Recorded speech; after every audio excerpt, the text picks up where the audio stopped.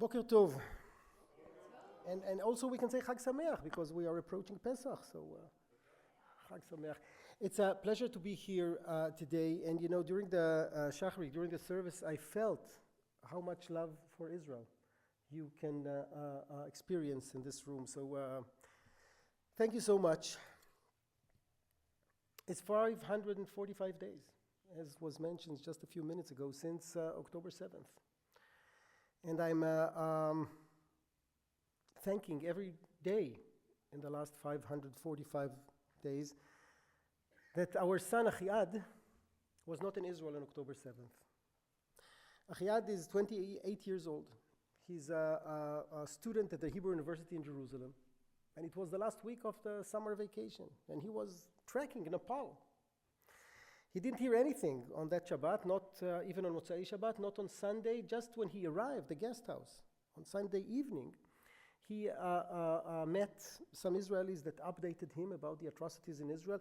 And he did whatever he could from that moment on in order to come back home. So he walked for a day till he reached a road, then rented a Jeep in a ridiculous price, rented a Jeep and drove for 10 hours, got to an airport, took a plane to the capital of Nepal, bought a ticket to Israel via Mumbai, India, only to discover that in order to fly via India, you need an Indian visa, which he didn't have. So he had to toss that ticket, bought another one via the Emirates. He was able to land in Israel on Thursday morning. We met him at the airport, my wife Yael and myself. We took him home, a decent breakfast and a quick shower, and he rushed to his unit. He was in Gaza for 8 months.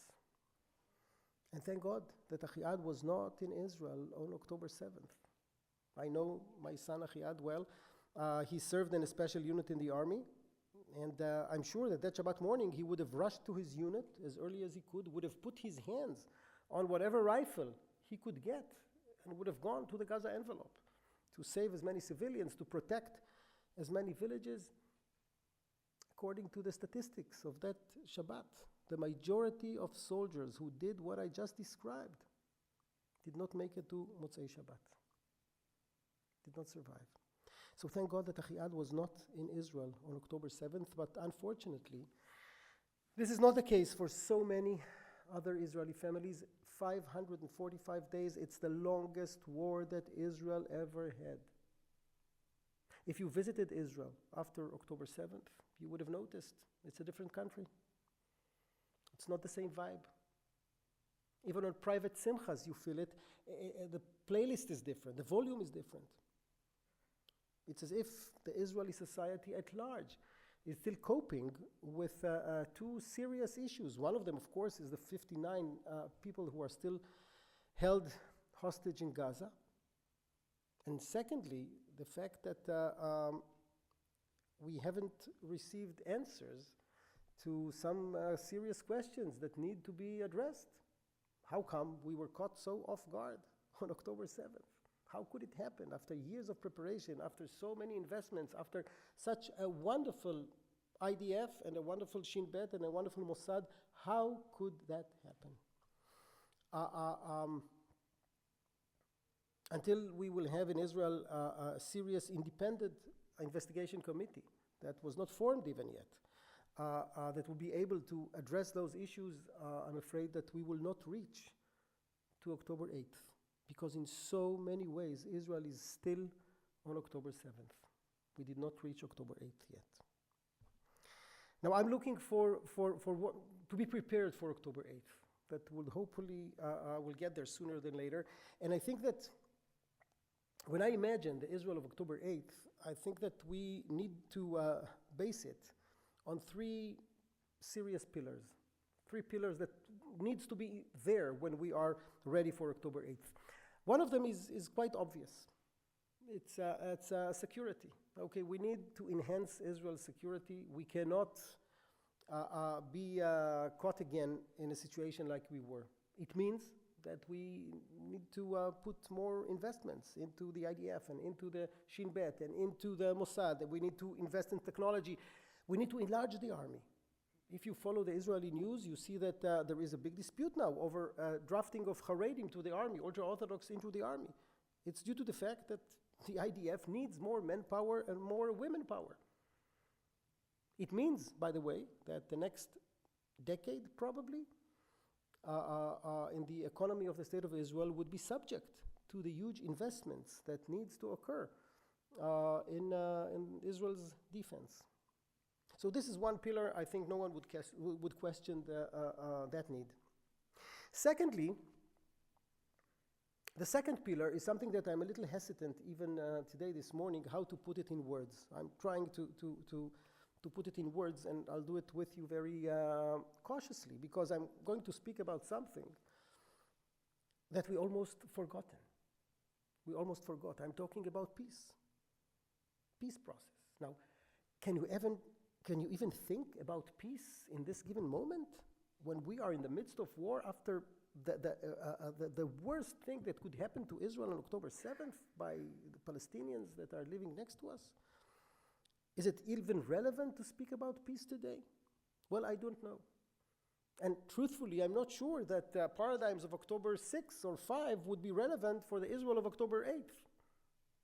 But I think that we cannot let go of the hope for peace, and we cannot let go of our desire to achieve peace in our region. Zionism from day one was into reaching peace. Zionism for day one did not accept the fact that every few years we'll have another vicious cycle of bloodshed. Now, how it would look like, I don't know. If it would happen, I only hope, I'm not sure. But I do want to remind ourselves that just 5 years after the Yom Kippur War of 73, just 5 years later, President Anwar Sadat of Egypt landed in Ben Gurion and spoke at the Knesset. Now, if you would have asked any Egyptian or any Israeli on 1974, would it be? Could it happen? They would have laughed at you. And here you go. It happened just 5 years after Yom Kippur. Now, sometimes tragedies, they have their own ways to create new ideas. I'm not sure how it would look like. It would definitely need a different leadership from both sides. But I'd like to hope that we will not let go of our desire to reach peace. This is something that we owe our children and our grandchildren. So that's the second pillar. Hopefully, we'll see it in our lifetimes. I think that we might. I'm optimistic on that. The third pillar, I must tell you, I'm most worried about. It has to do with our democracy. October 7th was a tragedy and still is, right? We didn't end October 7th yet. But let's remember, October 6th was not a paradise either. Do you remember October 6th? The 10 months of demonstrations that we had in Israel? 10 months of demonstrations from January 26th and January 23 until October 6th. Tens of thousands, hundreds of thousands of Israelis every week, demonstrating against our duly elected government. But that a government that many Israelis felt that is aiming to change the democratic nature of the State of Israel. The Israeli society was almost torn in these 10 months. Israel never saw a scope of such a scope of demonstrations. 700,000 people demonstrated in the biggest evening. It was one of the Wednesdays. It was the night where Minister Gallant was fired for the first time. He was fired again for the second time. 700,000 Israelis is like 10% of the population, the Jewish population of the State of Israel. In American terms, it's like 35 million Americans demonstrating all over. It's huge. Now, do you remember the emblem of the demonstrations? What was the emblem of those demonstrations? What was people who were holding in their hands? The pictures. Try to remember the flag of Israel. It was the first big waves of demonstrations in Israel that the ultimate goal, that the ultimate emblem was not a sign, but was the The flag. You could have seen tens of thousands, hundreds of thousands of Israeli flags, the same blue and white flag that we all know and care for and appreciate and have on each and every bima. Interesting. Interesting because it was as if people felt genuinely, authentically, that when you try to harm the democratic nature of the State of Israel, it forces you authentically to go back to the basics, to the very beginning, to the blue and white flag that was introduced for the first time in the first Zionist Congress in Basel by Theodor Herzl. And I think that the first Zionist Congress that was convened in 1897 has to do with the reality of Israel today and has to do with the elections that we are now in the midst of. We are in the elections to the World Zionist Congress that are being conducted now, these very days in the US by the American Zionist movement, and its importance is enormous. I'll get to it, but let's go back for a second for the flag, okay, that was introduced by Herzl in the first Zionist Congress. So the year was 1897. Where was it? Where was the first Zionist Congress? Basel, Switzerland, indeed. Why Basel, do we know? From all places, why Basel? They're neutral, this is true, but this is not the reason. But they're still neutral. Well, actually, Theodor Herzl did not want Basel. Theodor Herzl wanted Munich, Germany. He was back then at the age of 37. He was the political correspondent of the Neue Freie Presse. The Neue Freie Presse was the intellectual publication of Europe, and he was the political correspondent based in Paris, columns every week. He knew Europe well, and he knew that the right place to have such a conference is definitely Munich. It's posh, it's intellectual, it's cosmopolitan. Munich it is. Well, he couldn't have it in Munich because, excuse me, Rabbi, because of the rabbis. The rabbis of Munich, all of them, from Reform to Orthodox, including the beginning of conservative Judaism, all of them together signed a proclamation that was sent to the authorities of Munich with a demand to ban the option of having this radical convention of Jews who think that the Jewish people should have sovereignty in Palestine. So ridiculous, so dangerous. Not in our backyard, they basically said. And they succeeded. Herzl did not want to pick this fight and set his sights and move to Basel. And everything started indeed in Basel. The conference, the first Zionist Congress in Basel, 3 days that started on August 29th that year, became a pivotal moment in the history of the Jewish people. Not because Herzl was the first Zionist. Herzl was not the first Zionist. Herzl, in a way, joined a movement that already existed. The first wave of Aliyah, the Zionist Aliyah to Israel, was in 1882. So good 15 years before the first Zionist Congress. So Herzl did not invent Zionism. What he did in the first Zionist Congress, the secret sauce that he introduced there and changed Jewish history, what he did there was to politicize the Zionist idea.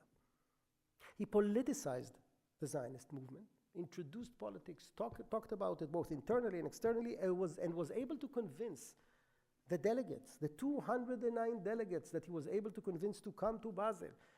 He was able to convince them that via the political tools, this noble goal, this noble idea of a Jewish state will be achievable.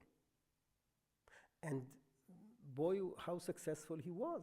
Less than 51 years after the first Zionist Congress, the state of Israel was established. In historical terms, it's nothing. In the history of political movements, it's nothing. So it was quite a success, the ideas that Herzl introduced on the first Zionist Congress. But what was that politic? And how come today we are talking about it in such a way? Well, the politics that Herzl introduced there was first and foremost a democracy. In the first Zionist Congress, the 209 delegates, they were all invitees of Herzl. From the second Congress on, you had to be elected. The homework that the delegates received upon concluding the First Zionist Congress: go back to your hometowns, to your villages, to your cities, establish Zionist federations, have elections. And if you are elected, you are most welcome to come to the Second Zionist Congress. If not, tough luck. In order to be a shliach tzibur, you need to have tzibur. In order to be a leader, you need to have constituency. Otherwise, whom are you representing? The key element of what democracy is, right? The fact that elections needs to occur in order to have legitimacy for the leadership. The second element of democracy was even more important in my eyes, and it was women's right. The right of women to vote and to get elected. The Second Zionist Congress. When did women got the right to vote here in the US? 1919. Canada, a few years later. France, 1945. Who's the last democracy who allowed women the right to vote? What? No, democracy. The last democracy?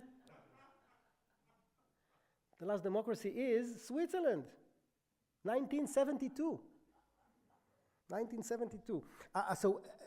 We were among the first political movements in the world that allowed women the right to vote.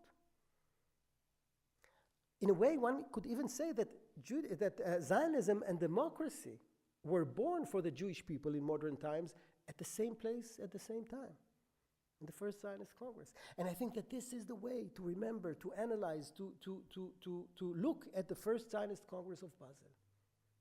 And once you understand the Congress from that lens, I think it becomes so obvious how come it was natural for the leadership of the World Zionist Congress in 1948, Ben-Gurion and his peers, how important it was for them in the middle of Milchemet HaAtzmaut, in the middle of the War of Independence, to convene the leadership in Tel Aviv on Friday of May 14 and to sign the Declaration of Independence, Megillat HaAtzmaut, the sole document that anchors the democratic nature of the State of Israel that back then was yet to be born. If you take these two dots in history, Basel of August 29th, 1897, and Tel Aviv, Israel of May 14th, 1948, if you take these two dots in history, you will see a thick line of democratic values that connects them. And I think that these are the materials. This is the ethos that we will need so deeply when we'll get to October 8th.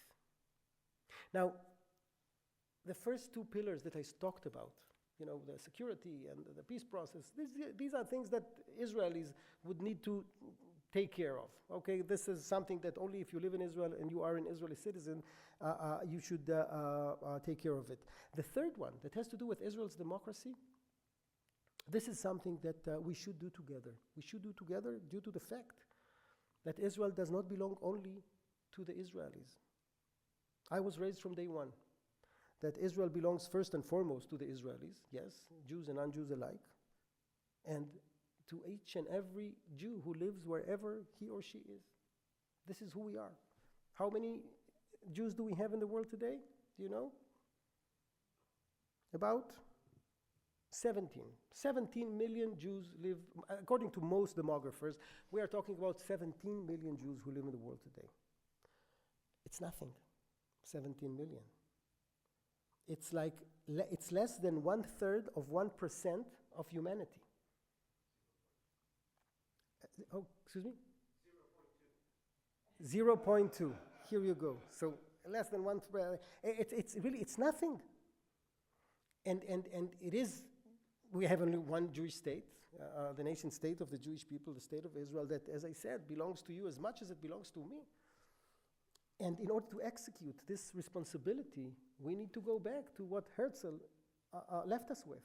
He created the World Zionist Congress, a congress that achieved its ultimate goal in 1948. The state of Israel was established, a big check. That's the ultimate goal was achieved. From that moment on, the same platform, the Congress, remained as the parliament of the Jewish people, the only democratic platform that exists that democratically allows every Jew not only to have a voice when it comes to Israel, but to have a vote.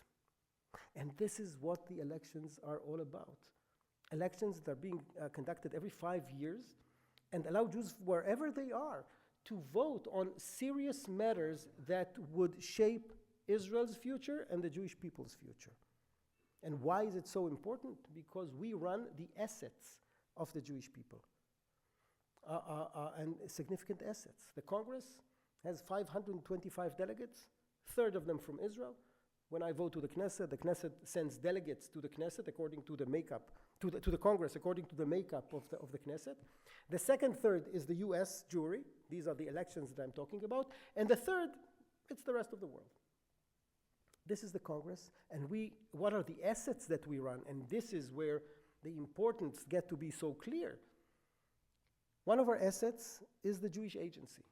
I'm sure that you heard of the Jewish Agency that sends shlichim to Camp Ramah, that sends shinshinim to different communities. This Jewish Agency that sent its emissaries to places where Jews are at risk.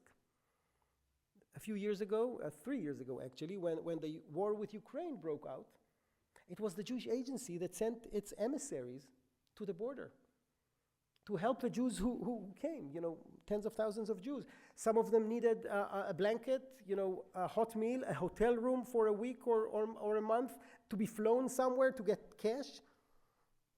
Natan Sharansky wrote about it, that it was the first war in history where it was better to be a Jew in the queue, because your family was standing there waiting for you.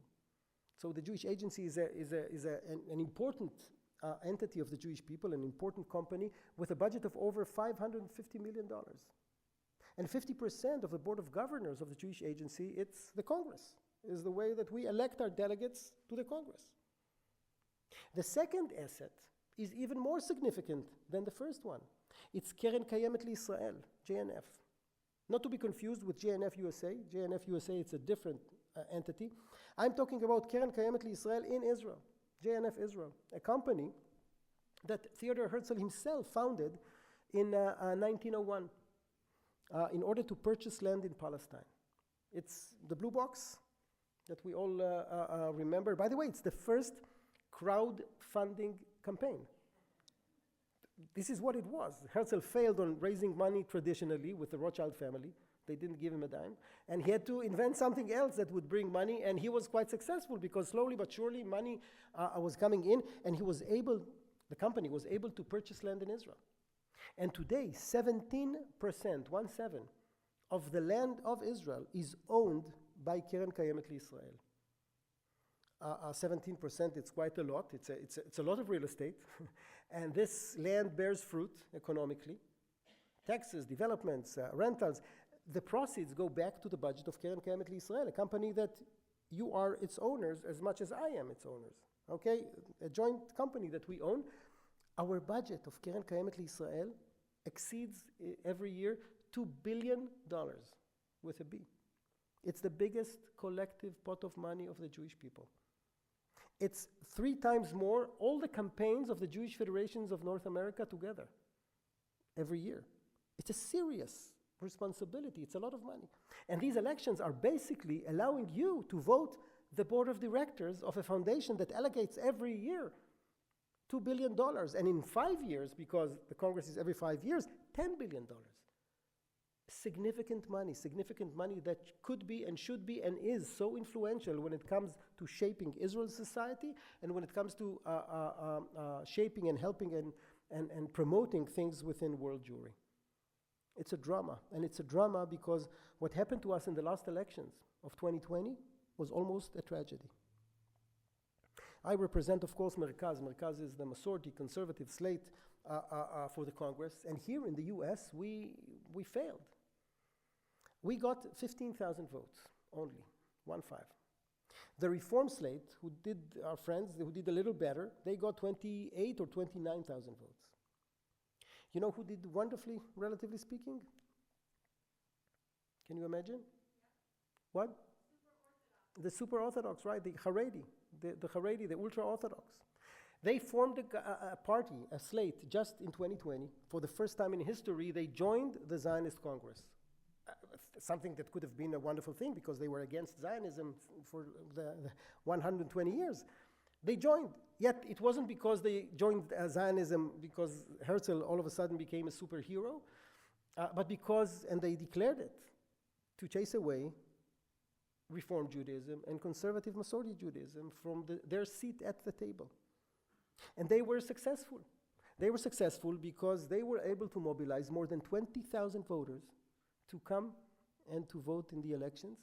We were stunned by it, but it changed the makeup of the Congress. For the first time since Theodor Herzl, for the first time since the establishment of the Zionist movement, the pluralistic side of Zionist thinking became a minority. And it had serious ramifications. The Jewish Agency, one of its tasks is to oversee the eligibility for Aliyah process. And today, on the Board of Governors of the Jewish Agency, there are Haredi Jews, ultra-Orthodox Jews, that were elected democratically. I do not look down, not on their ability to get elected, and not on their Judaism. You know, we live in pluralism. Yet, according to their outlook, a Reform convert is not Jewish, and a conservative convert is not Jewish. Now, that discourse was never part of the Zionist discourse. We were always, and need to be, the widest tent possible. And when it comes to funds, it's not less serious, because one of the only sources of funding for non-Orthodox Judaism in Israel is the Jewish Agency and Keren Kayemet L'Israel, the biggest collective pot of money of the Jewish people, because as we know, conservative Judaism and Reform Judaism is not recognized in Israel. Only Orthodox Judaism is. So the only, and there is no separation of religion and state, and only one stream of Judaism is funded.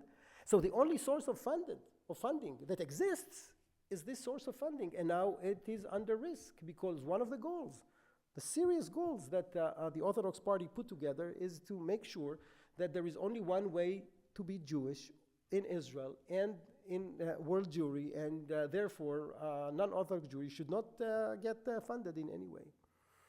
And this is the reality that we are facing since 2020. Now, it's politics, it's a democratic process, it's elections. And we know from each and every campaign that all of us ever participated in, ones who do not vote actually voted. Right? This is obvious. It allows others, for their values, to play a more significant part. This is what happened to us. Apathy almost killed us in the last elections.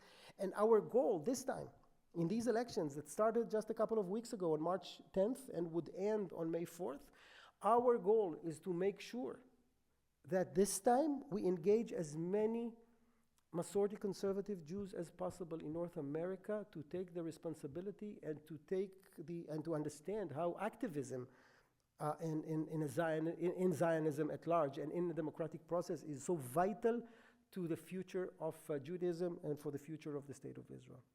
So my ask today, soon you'll get, I saw there already there at the entrance, and during breakfast you'll be able to do it. This is a postcard that each and one of you would get with a QR. You can scan the QR. It would take you to a website and you can vote. It's an easy process of 5 minutes and $5. $5 are the shekel tzioni. It's the Zionist shekel that from the first Zionist Congress existed. It's like a symbolic sum of money. And here in North America, it covers the cost of the elections, because putting together such a system, it's complicated. You need to be Jewish. You need to be over 18. You need to be a Zionist and to pay the Zionist shekel, and you can vote. Now, I hope that everyone this morning, if you didn't vote already, would vote together during breakfast, and will be able to help you. But more importantly, in order to make sure that our voice is heard and we are taken seriously, we need that each and every one of us would take a personal obligation to recruit between 10 to 15 people. Now, you have on your speed dial 10 to 15 people that it's enough for them to hear, to get a request from you to do something, even if they are not in full understanding of all the details, right? I do many things when people are asking me to do such a thing. I count of you, it's the right values to execute this way. Let's do it. This is what we need to do in order to make sure that this time we do not fail in numbers. We have the numbers.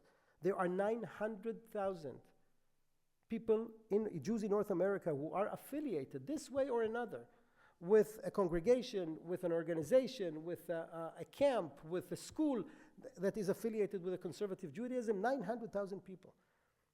We need a small percentage of it to get involved in order to make sure that the Congress remains as pluralistic as it could be.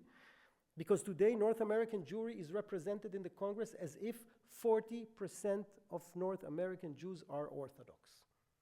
40%. There are only 10% of Orthodox in North America, modern Orthodox as well as Haredim, 10%. And in the Congress, it's like 40% from North America. It doesn't make sense. It means that it didn't work well. You know, we were not able to explain good enough. So this is my ask for today. And any questions that you have, I'll gladly address. Yes, please. Well, I actually, of course, I already voted. Yay. But not all religious Jews were against the state of Israel. Of course not. I want to make sure that, because it seems like you were saying. Oh, no. Definitely. So let me clarify. Haredi Judaism, ideologically, is against Zionism. By the way, it doesn't mean that their outlook is not legitimate.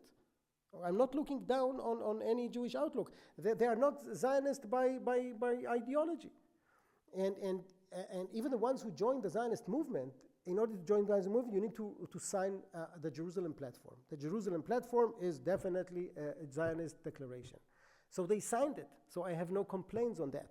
I could tell you that when we celebrated the 125 years for the First Zionist Congress in Basel, none of them showed up. None of them. And when they talk about Israel, they never speak about Medinat Israel, the state of Israel. They will only speak about Eretz Yisrael. And if you know the lingo, it's a big difference to not to say Medinat Israel. That this is the ultra-Orthodox. The modern Orthodox are, of course, players and Zionists, and it's fine, definitely. I said two things I'd like to clarify. One, that the fact that 40% of the Congress is Orthodox, meaning modern Orthodox as well as Haredi, it's of course legitimate from a democratic point of view. It doesn't make sense from the very fact that the makeup of North American Jewry is not the same. This is one thing. Secondly, I have many friends, really my best friends, truthfully, are modern Orthodox. Yet, when it comes to politics, they would align with ultra-Orthodoxy, right-wing and ultra-right-wing, in a second. This is the coalition in the Knesset, and after the elections in the Congress, this is the coalition in the Congress as well, that this is the natural partners. So even if they are a little less, more flexible or more moderate in a way, the coalition in politics, this is what matters, they would align with a coalition that is fighting aggressively against non-Orthodox Jews. That's the nature of politics, and politics is whomever votes. Okay, once you vote, you have representation. Once you do not vote, this is how it works. But thank you for the question, and I'm happy that I addressed it rightly. Yes? But are there two different parties in Congress for Dati-Leumi and Haredi, or are they all? No, there are few. There are 22 slates to the Congress. Our slate, Merkaz, is number 17. There are 22. Today there are 4 Haredi slates, not one. And they are running not only in the US, but also in Latin America and in Europe. As part of the 4 Haredi slates, there are quite numerous modern Orthodox slates that are also running, all of them associated with right-wing politics in Israel, and they are running in different names. It's a pluralistic movement, and the Israeli Knesset was built upon the experience of the World Zionist Congress. So in a way, it's the same thing. In Israel also, we have many parties. It's a parliamentary kind of system, unlike politics here in the US. Yes, Rabbi. Is there any list or something to know which movement a certain slate is affiliated with?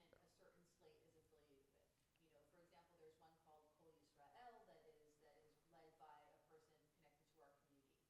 How can I know if that is affiliated with Masorti or with Reform or with Modern Orthodox, or is there a way to find that out?